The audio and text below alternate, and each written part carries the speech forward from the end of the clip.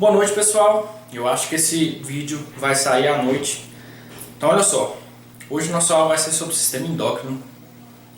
Antes de iniciar o vídeo, é interessante eu falar isso aqui para vocês. Eu dividi o sistema endócrino em vários vídeos, porque o sistema endócrino é um sistema de grandes ramificações. A gente vai falar de muitas glândulas aqui, e dentro de cada glândula é interessante a gente detalhar bastante, porque cai muito no vestibular, certo?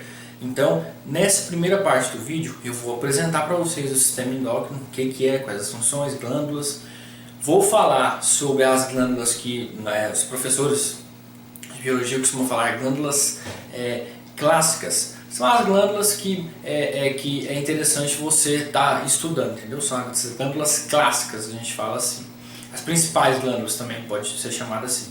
E vou apresentar para vocês também alguns órgãos que não são propriamente glândulas, mas também produzem hormônios, certo? Então nesse primeiro vídeo vai ser isso.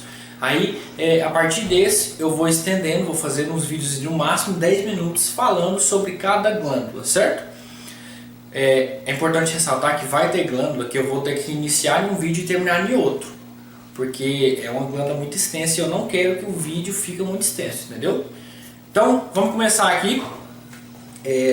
Meu nome é Caio Medeiros, eu sou professor de biologia e estou aqui para ajudar vocês hoje nessa aula de sistema endócrino, beleza? Olha só, o que é interessante você saber. Por que sistema endócrino? Que a gente fala sistema endócrino? Porque no sistema endócrino nós iremos estudar as glândulas endócrinas, certo? Agora é interessante ressaltar isso aqui. Qual a diferença entre uma glândula endócrina, uma glândula exócrina e uma glândula anfrínica, também chamada de glândula mista, tanto faz. Qual a diferença? Uma glândula endócrina, galera, ela joga as suas substâncias na corrente sanguínea.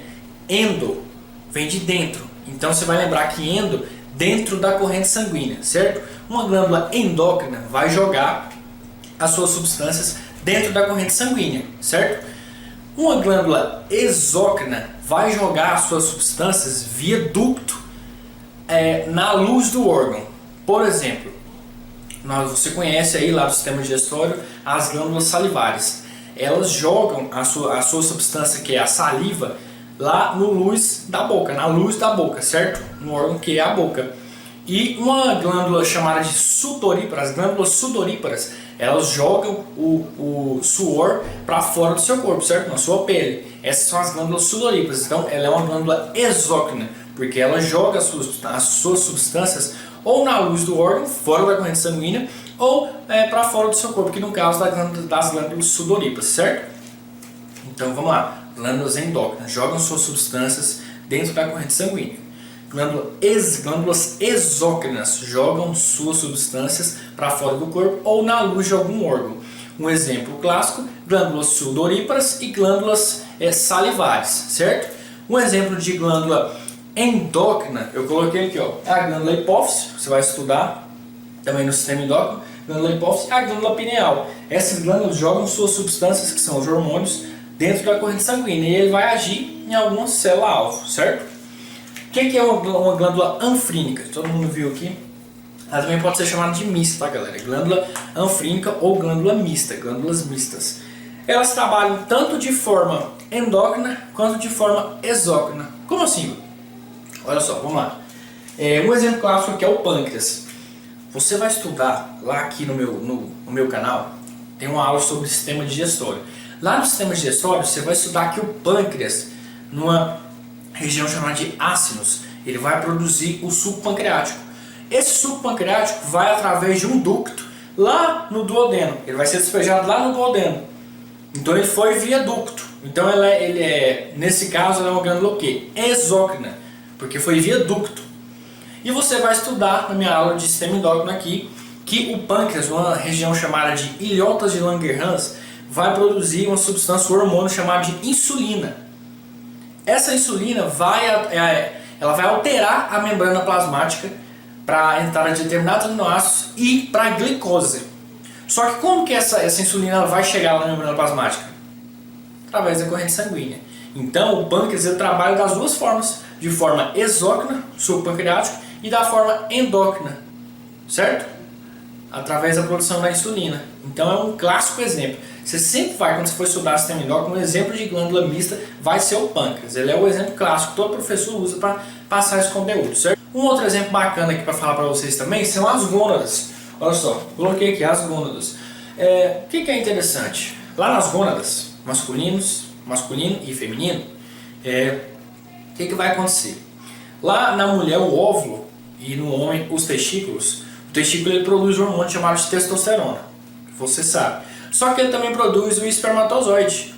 E o espermatozoide ele vai via ducto para fora do corpo, certo? Que no caso é a uretra.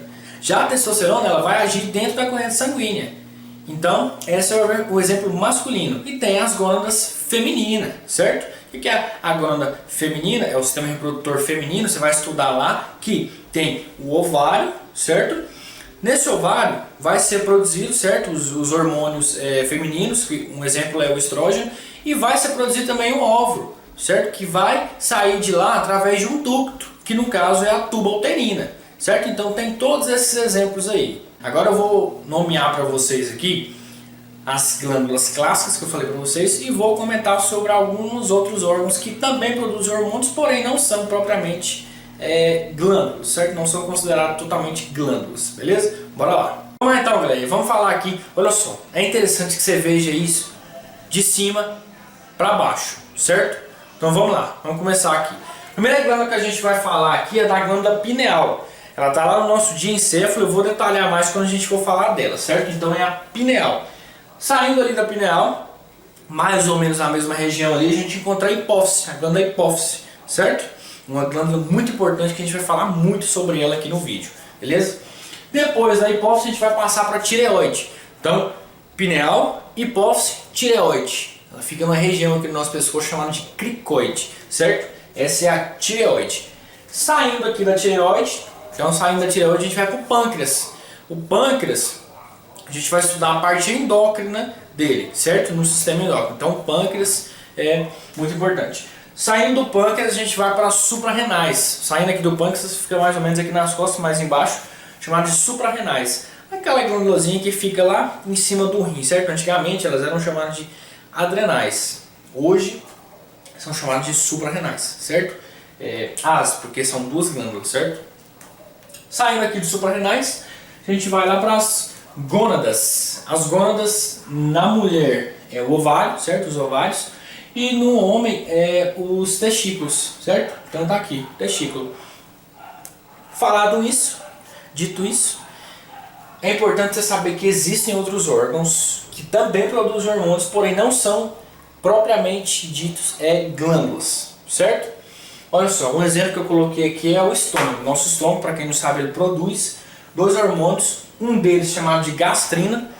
Esse hormônio que vai fazer o estômago produzir o ácido clorídrico, certo? Que vai auxiliar lá na nossa digestão, certo? Então, gastrina, esse é o nome do hormônio. O outro é a grelina, também produzido no estômago. O hormônio grelina está relacionado com a nossa fome, galera, certo? Com a nossa saciedade, com a nossa fome. Então, grelina. Saindo aqui do estômago, a gente vai para o coração. O coração, é importante isso aqui, muito importante, presta atenção, fica ligado. O coração, galera, quando ele detecta que sua pressão está alta, sua pressão arterial está alta, ele produz esse hormônio aqui. Esse hormônio é chamado de ANP, ou peptídeo natriurético atrial, certo? Esse é o nome do hormônio. Ele vai produzir esse hormônio. Esse hormônio ele vai lá no seu rim. Quando ele chegar lá no seu rim, ele vai fazer seu rim excretar sódio. Nós não podemos esquecer, certo? Que o sódio é um dos grandes responsáveis pela nossa hipertensão, certo? Então, a função desse ANP, peptídeo natriurético atrial, é ir lá no rim e excretar sódio, certo? Ele vai ser produzido quando a sua pressão estiver alta, beleza? Então, saindo do coração, a gente vai lá para o tecido adiposo. O tecido adiposo está relacionado com gordura, galera, certo? O tecido adiposo, por muito tempo, ele foi esquecido pelos estudos. Não é esquecido, é uma palavra forte.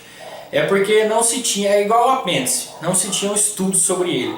Depois que fizeram um estudo, descobriram que ele produz esse hormônio aqui chamado de leptina. Esse foi o vídeo. de hoje. Não esquece de se inscrever, não esquece de deixar seu like no início já do vídeo. Não deixa de se inscrever e compartilha com todo mundo, beleza? Logo logo sai a parte 2 desse vídeo, a gente vai falar da glândula pineal, certo? Eu vou deixar exclusivo um vídeo só para a glândula pineal, porque eu tenho muita coisa para falar para vocês, beleza? Então valeu, fui!